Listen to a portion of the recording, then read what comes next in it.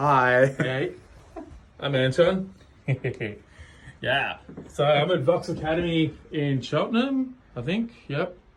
And one day I will be on this wall. I hope. We'll see. I started 4 years ago with this guy right here. And yeah, he's helped me out like unbelievably. He's the one who told me to my first gig. He was there when I did my first Vox concert, which was awesome. And then he convinced me in doing open mics. From there, started a band, and from there I started an originals band, and I'm keeping going. So I'm the singer of Antonomous, which is a covers act, and I'm also the singer of upcoming band House of L, which I'm really excited for. And I can't. Thank you so much.